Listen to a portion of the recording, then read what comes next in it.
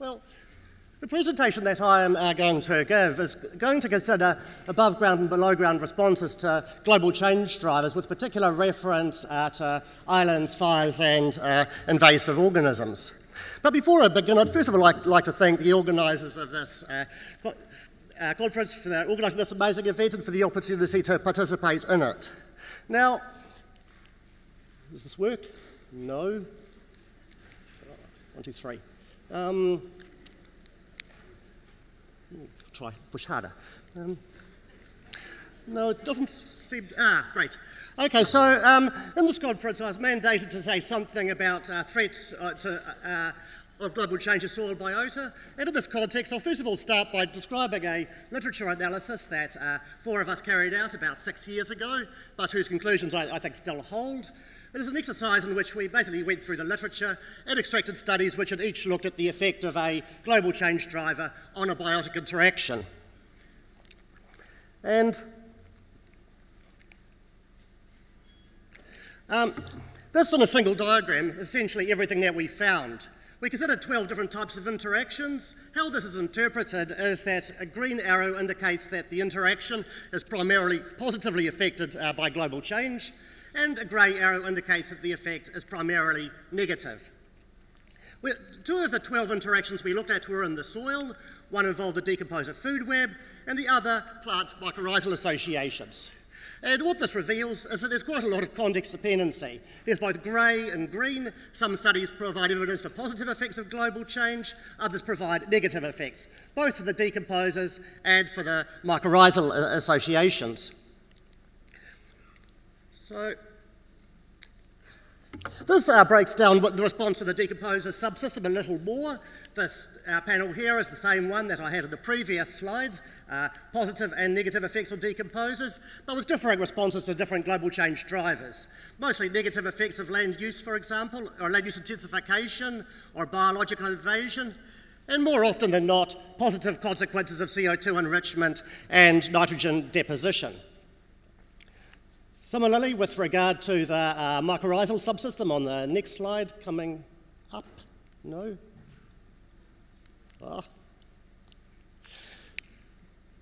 Yeah, so again, this is what I put up previously, positive and negative effects on mycorrhizal associations, but different effects of different global change drivers.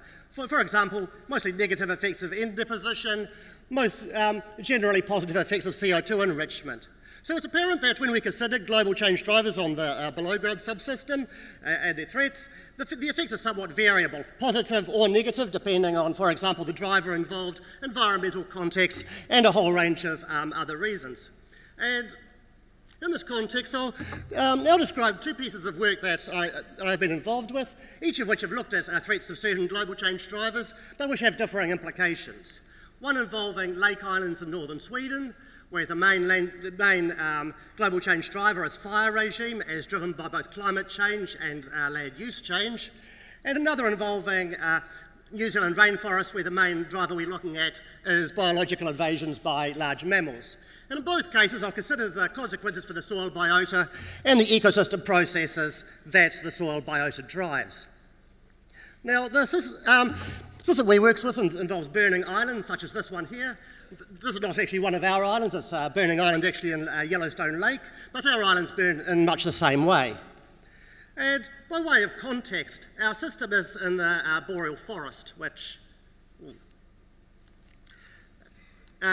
where the main abiotic disturbance regime is fire. And throughout the boreal zone, fire typically occurs every 50 to 100 years or so. And in some regions of the boreal, which are less inhabited, fire frequency is increasing through global warming. Others where it is more inhabited and there's deliberate fire suppression and land use, fire frequency is decreasing. Now this is important globally because boreal forests store more carbon in their soil than any other forest type, and because forest fires often occur along the ground and ignite organic matter and lead to its loss. So the study system we work with is a group of islands in northern Sweden, which are all about the same age, having been formed by the retreat of land ice about 9,000 years ago, and which are driven by essentially most of the same drivers. The main thing that varies across them is fire through lightning strike. So islands, large islands are a big target, and they get hit moderately often by lightning. Some have been burnt in the last 50 years, and they are dominated by early successional plant species which produce relatively high litter quality, pine and vaccinium. Small islands are a littler target. Some have not burnt for the last 5,000 years. They are dominated by plants which produce poor quality litter that slow processes down in the soil, picea or spruce, and MP or crowberry. Now, consistent with this, if we get litter and place it in litter bags and decompose them on the islands, we find that litter decomposes more slowly, of course, on the small islands because of the lower quality litter and because of the lower levels of microbial activity. And this, of course, has important, we suspected at the time, has important implications for ecosystem carbon sequestration. If we measure carbon storage on the islands, we find the small islands with plants with poor litter quality, slow decomposition. The humus is rather deep, sometimes over a metre. Whereas when on the large islands with high litter quality, fast decomposition, the humus is only a few centimetres. And this is also apparent if we plot out carbon storage in terms of time since last fire. With increasing fire suppression, carbon accumulation will increase linearly and unabatedly for a long period of time. Increasing frequency of fire, of course, causes less carbon storage. Now, this is the impression that's our understanding of what happened 11 years ago. We thought this was the full story, that carbon storage could be explained simply in terms of litter quality and plant traits. However, about 5 years ago, we began to realise that this view of the world was actually somewhat extremely simplistic and incomplete. And this came about by work we started doing in collaboration with people who work at mycorrhizal fungi, notably Karina Clemenson and Bjorn Lindahl and their group at Uppsala. Now, I'll illustrate what the problem is first through a modelling exercise. If we look at this left panel, the y-axis is soil depth or horizon age. And the solid line represents what the model shows is the amount of carbon down the soil profile that can be explained by plant litter based on what we know of litter decay and production dynamics, so negative exponential. The dashed line represents carbon down the soil profile that cannot be explained by plant litter and must have come from somewhere else, notably from plant roots pumped in from underneath. So after about 17 years of age, most of the carbon is actually root derived. And with small islands, the system is with a deep humus, this is even more apparent. After about 15 years of age, most of the carbon is root derived and cannot have come from plant litter. And we also have good reason to suspect that, or believe that the carbon that comes from underneath is not actually from plant root material itself, but actually from fungal residues. And we have multiple lines of evidence for this. First, for each of these panels, the y-axis is soil depth or soil age, solid line is big islands, and the dotted line is small islands. So if we look at delta C13 down the profile, it gets closer to that of M, which is mycorrhizal fungi, rather than R, which is plant root material. It tracks towards what we know hyphae to have. Similarly, with delta N15, closer to that of fungi, or M, rather than roots, and with carbon to nitrogen ratio closer to that of the mycorrhizal fungi, particularly for the small islands with the deep humus. If we look at eugosterol, which is mostly a fungal origin, free eugosterol, which is labile fungal material that turns over rapidly, lots of this in the subsoil with shallow humus, and not so much in the small islands. Bound eugosterol that's tied up in complex forms and is not easily broken down, tough recalcitrant residues, more of it in the small islands with the deep humus than the large islands. So the deep humus in the small islands is tied up to lots of bound eugosterol and not so much of this labile free eugosterol. And finally, if we look at glucosamine, which is the active protein constituent of fungi, lots of it in the subsoil of the small islands with the deep humus. Now, we've also been looking at further depth of the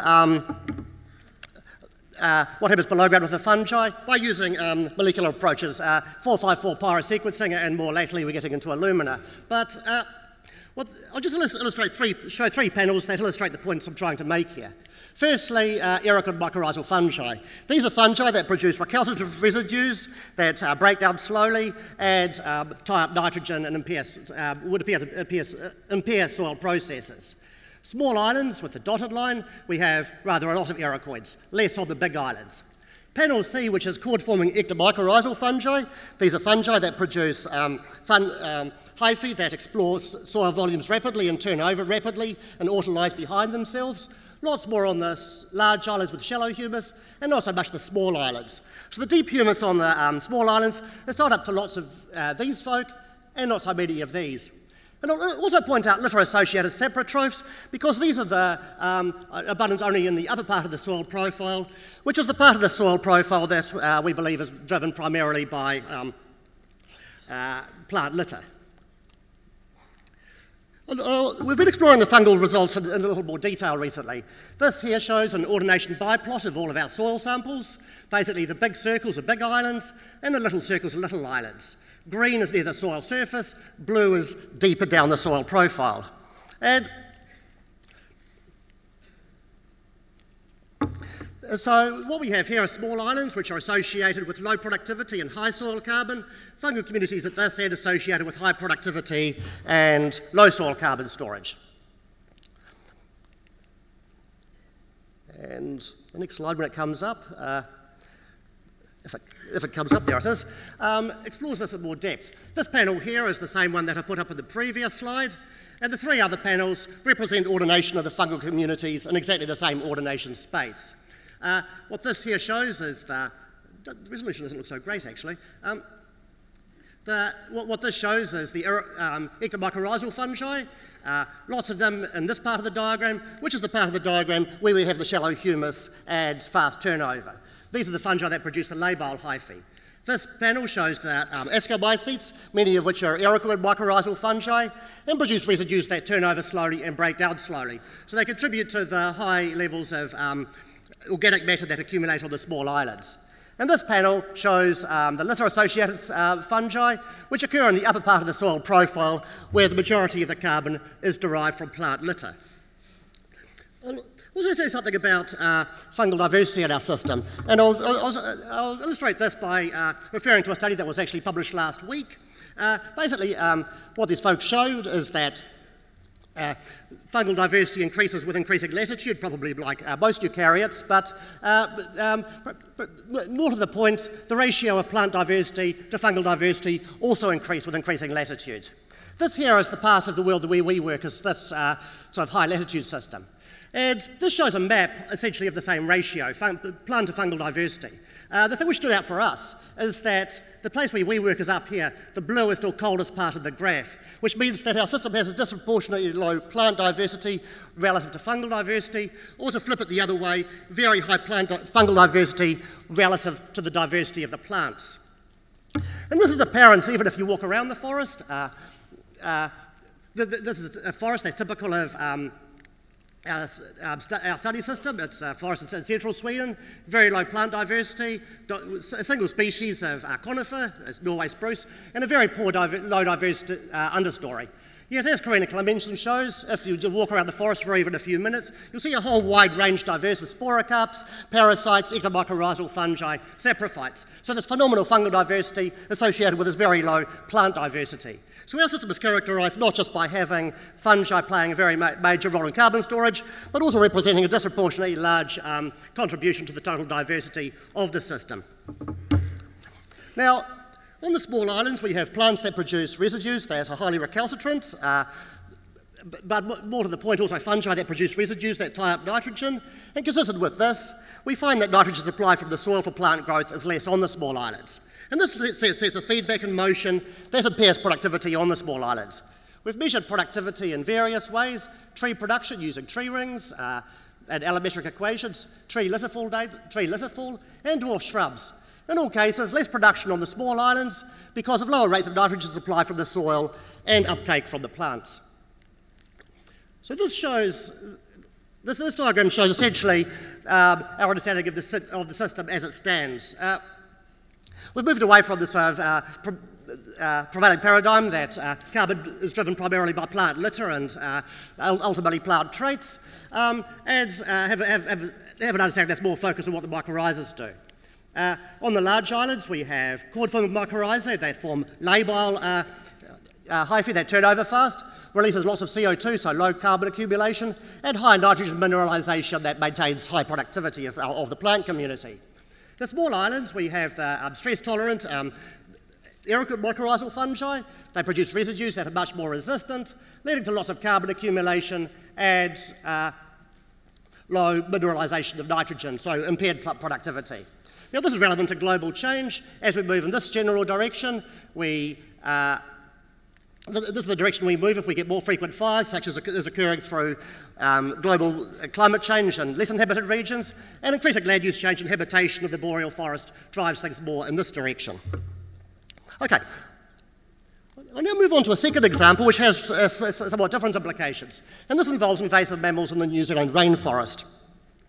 Now, by way of context, we're undergoing a major global extinction event, particularly for larger organisms. However, at local scales, we're often not having a dramatic reduction in species diversity.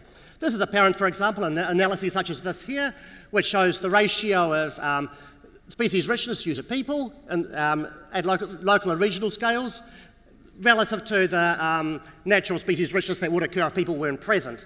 If the ratio is above 1, then we're actually getting increases in local diversity caused by our human activity. And in many parts of the world, the diagram is actually blue, indicating that although we're losing species globally, it's local scales where species richness is staying static or increasing as a result of biological invasions, range expansions, and general homogenisation of the Earth's biota. Now, New Zealand represents a particularly good place for studying species losses and gains because humans have inhabited New Zealand only in the past few hundred years, and so species gains and losses have all been very recent. Now, the main functional group that drove New Zealand's forests, which has since gone, are the moa birds. These were birds of which there were 11 species. They were pretty big, and they served as the main mega herbivores. They do what large mammals do in other systems. New Zealand, of course, has no native mammals other than bats. And these were hunted to extinction by the first human settlers in the order of around 700 years ago. And New Zealand then went about 500 years without large herbivores until the European settlers introduced a whole range of new ones, ranging from goats to red deer, to wallabies, to brush-tailed possums, and even a herd of wild horses. So this shows the sort of effects that deer have in the forest. Inside, this is a fence exclusion plot. I'm not sure why we're getting such a grainy presentation of this, but hey. Inside we have thick leafy palatable plants, which deer like to eat. Outside these are all eaten out and replaced by high light requiring monocots that produce poor litter quality and impair soil processes. And what we have done is gone throughout New Zealand and selected 30 of these long-term deer exclusion plots set up by the former New Zealand Forest Service in the 60s and 70s to look at the effect of deer invasion on ecological processes. And what we've done is gone to each of these locations and quantified the effect of deer on the plant community, the effects on litter, the consequences for the soil food web, and the knock-on effects for processes that the soil food web drives both above and below ground. Now, we find that across our 30 locations, some plant species are reduced by deer, others are promoted because their competitors get eaten out. These plant species won't mean anything to most of you other than the occasional Kiwi in the audience, but basically L is the large-leaf dicots, which produce large palatable leaves with high litter quality and promote soil organisms. The S is the S, M and F are the small-leaf dicots, monocots and ferns, plants that produce poor quality litter and impede biological processes. Now, the consequences for the soil food web. We've looked at several components of the soil food web. This just shows a subset of them. This shows the number of locations out of 30 for which the invasion by deer has a negative effect, no effect, and a positive effect. And we've got a mixture of effects occurring. Both negative and positive occur for small-bodied soil organisms, things like nematodes, rotifers, copepods, and such like. Large-bodied soil organisms, we looked at about 20 different groups of organisms, of which some are shown here. The effects are consistently negative. We never get these positive effects occurring. So, different effects for large-bodied and small-bodied soil organisms. And this occurs because different components of the soil biota are driven in different ways by invasive mammals. Small-bodied soil organisms, the effects are manifested through effects of deer on vegetation succession, production, resource quality. These effects can be positive or negative, and different mechanisms dominate in different sites. Large-bodied soil organisms, the effects are entirely negative and manifested largely through physical disturbance caused by deer in terms of physical treading. And in this context, the if we compare the mammals with the moa birds that they functionally replaced, the moas were pretty big, they were larger even than a red deer, but they had much less pressure on the ground through their feet. This is because being birds, they have feet that spread out, as opposed to mammals that have hooves and cause considerable damage to the soil, and which would adversely affect large-bodied soil organisms. So it would seem that the large-bodied soil organisms are being subjected to a form of disturbance that did not exist prehistorically. Now, the invasive mammals have effects below ground. The next question is, what effect does this have on plant growth? And I'll just briefly describe a study that we carried out, led by Paul Cardall, which separated out the effects of deer on plant growth through via soil abiotic properties versus soil biota. This was done by collecting soil from inside versus and outside exposure plots, and then sterilising and inoculating to factor out the effect of soil biota. And if this works, I'll have some results. Yep. So basically, what the study showed is that the browsing mammals have strong effects on the abiotic properties, and there's a strong abiotic effect on plant growth. There was, however, no effect of sterilisation either by itself or in interaction with the abiotic effects. So, although the deer have effects on their soil biota, this does not affect plant growth. These two things are totally decoupled. Yes, deer affect plants, they affect soil biota, but the changes in the soil biota are largely inconsequential for the growth of the plants. So, I'll illustrate these points through a second invasion example, just briefly, which involves, has a similar sort of result, but involves oceanic islands off the coast of New Zealand. This is the so-called Rats and Seabird project that we've been running for the last 12 years and is now finally coming to an end, and involves oceanic islands in northern New Zealand, off the Coromandel Peninsula and Auckland. Now, here the main ecosystem drivers are seabirds. They have two main effects. First, they forage in the ocean at the daytime, and at night time they come to land and transfer guano in the forms of dead fish, which has a fertilisation effect. Also, during the nesting period, they make a dense labyrinth of burrows that cultivate the soil over, a bit like a giant earthworm would. So we've got 9 islands which have very high densities of seabirds, and 9 where the seabirds have been pretty much wiped out by invasive rats. These are Pacific rats, and more latterly the ship and Norwegian rats. So when the rats are present, they eat the eggs of the chicks of the seabirds, and therefore pretty much wipe them out of the system. So 9 seabird islands, 9 invaded islands without seabirds. And this has effects that cascade right through the soil food web. What this shows is multiple trophic levels of the soil food web. Blue is seabird islands, red is invaded islands.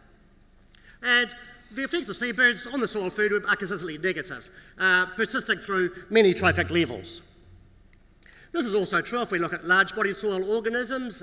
We looked at several groups, some are shown here. Invaded islands, the densities of soil organisms as a result of rat invasion is only a small fraction of what occurs on the uninvaded island.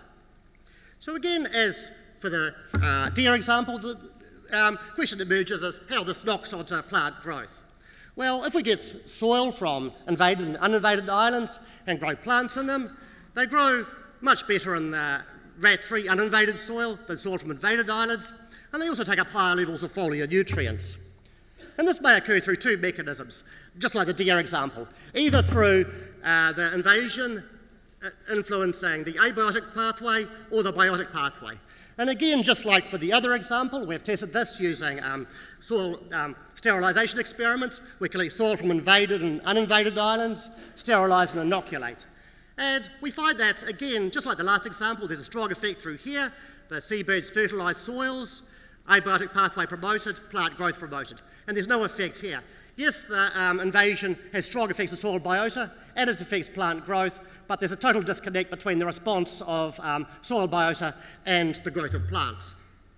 I think I'm running near time, so I'll just come up with some take-home messages. Firstly, I'd just like to emphasise that the response of soil biota to threats imposed by global change do not occur in isolation, but rather in conjunction with responses to all other components of the system. This is apparent in this diagram here that Heikki Settler drew for us about 10 years ago. But what it illustrates is, of course, how the above and below ground components are connected and feed back to each other. Interfering with any of these groups is going to have knock-on effects to various other groups and disrupt feedbacks. I'd also like to emphasise the context dependency of how global change threats may affect soil biota and processes that it drives.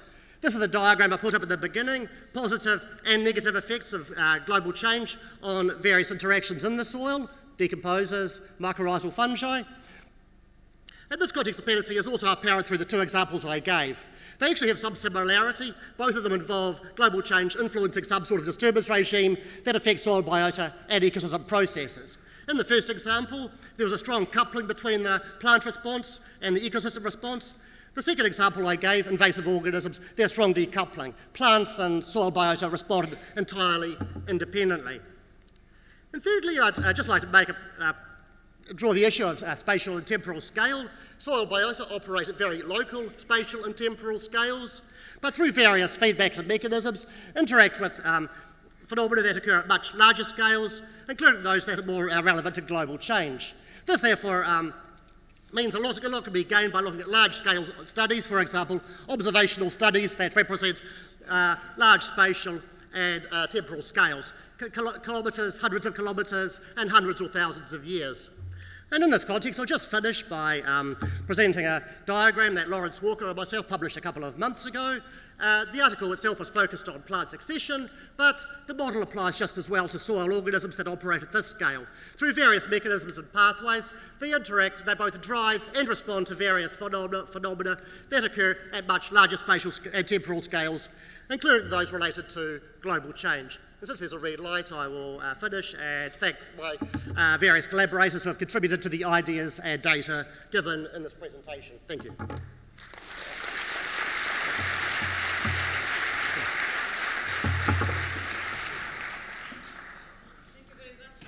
This beautiful talk about size does matter and rats are really bad for you. So I think we have time for questions. Anybody would like to ask any question about this talk? There's one person there.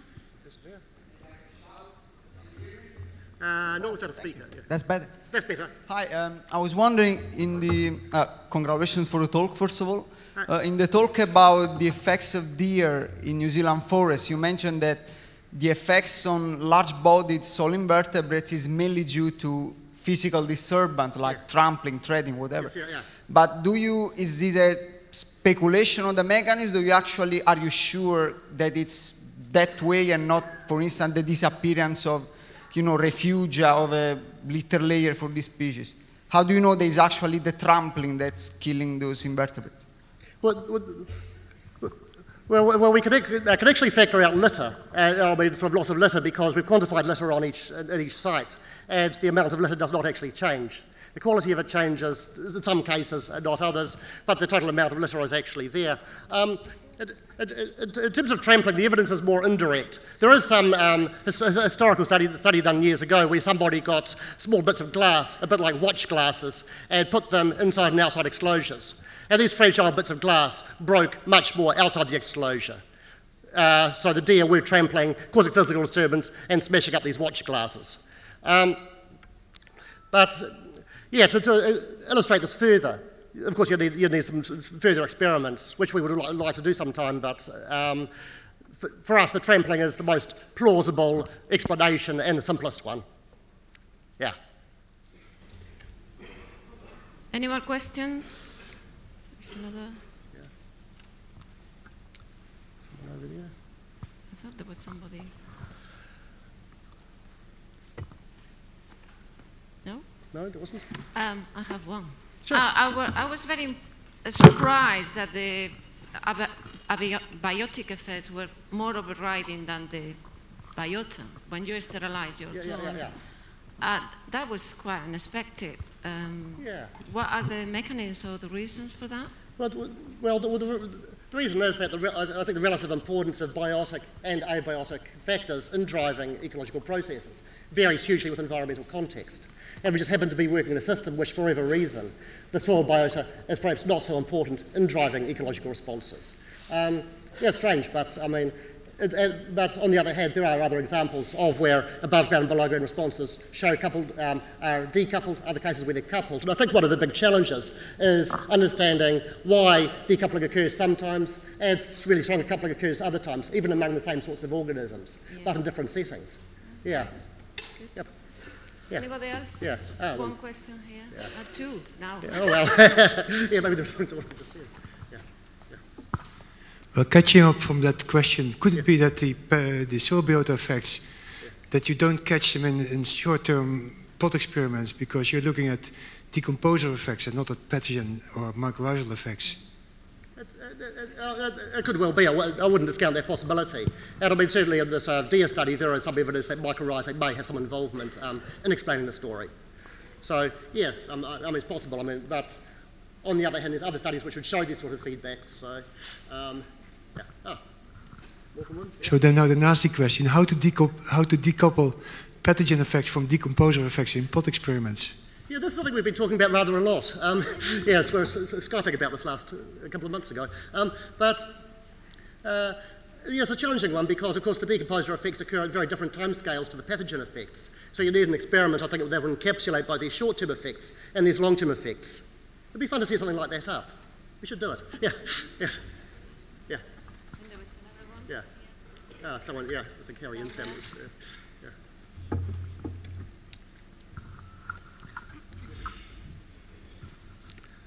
David, I really liked your study on the rat invasion experiment, or these islands that have been invaded by rats. Yeah.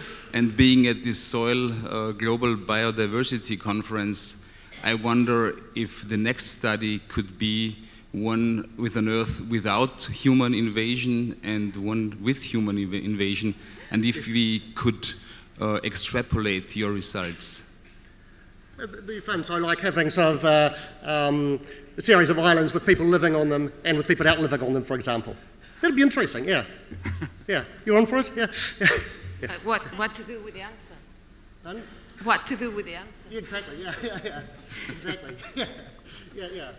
There's a lot of implications, actually. Yeah. Yeah. It's a thoughtful question. Yeah.